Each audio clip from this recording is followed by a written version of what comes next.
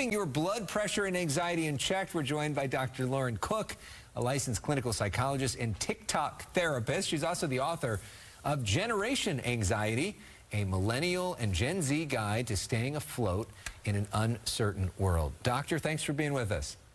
Glad to be here. Thank you. All right, so I was out at the debate last night, and you could feel people's tension there as they all started screaming at each other, and the moderators didn't really do anything to step in. And I was like, stop!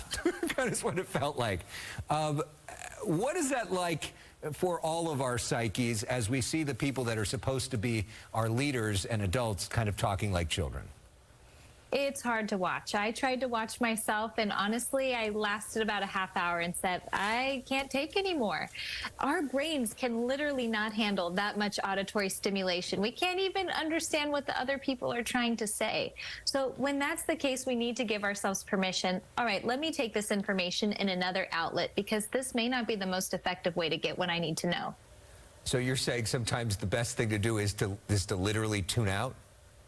That's okay. We can give ourselves that permission. There's so many ways to access information, and so we can find it in other sources if it's too much. Unless, of course, it's your job to watch it and then break it down for people. Then it's a little bit harder to do that. Then you got to stick with it. But you know, I think the bigger issues at play here are there's some real serious issues that are giving people anxiety, and the reason why people are so fired up about politics these days, especially in California, when it comes to affordability of housing, affordability of gas prices. People feel like life is out of reach, people living paycheck to paycheck.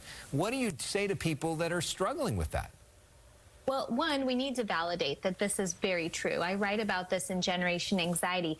Millennials and Gen Z in particular, they are some of the most educated populations and yet financially worse off than their parents. It is practically impossible as a young adult without parental help or help from someone else to be able to afford a house, pay off student loans. We see gas prices going through the roof. So one, we need to validate that it is very difficult to live in this state, and we need to talk about ways that people can get more support, because it really is causing huge spikes in depression and anxiety in our young adults today. What about as well, because it seems like the cultural divide in this country, a lot of Democrats feel like they are not seen on a lot of issues. Republicans feel like the world is slipping away from them and there's too much political correctness and they're not seen.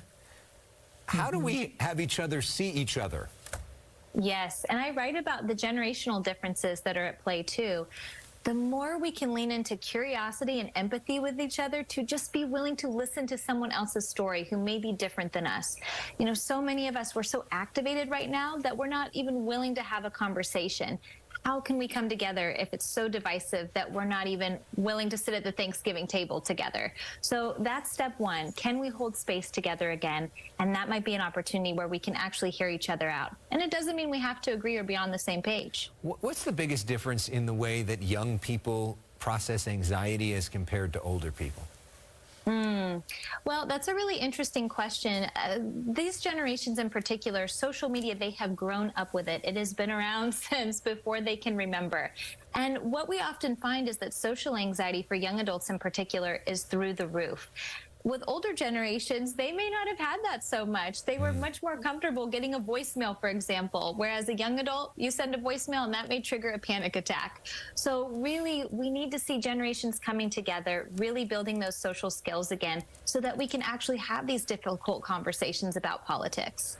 So the older generation may be uncomfortable with some of the technology in front of them. That gives them anxiety, but loves a conversation, where the reverse would be true.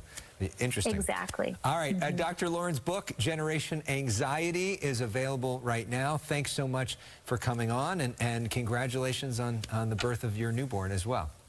Thank you. 4 months old today. Very nice. Love it. Thanks so much. All right.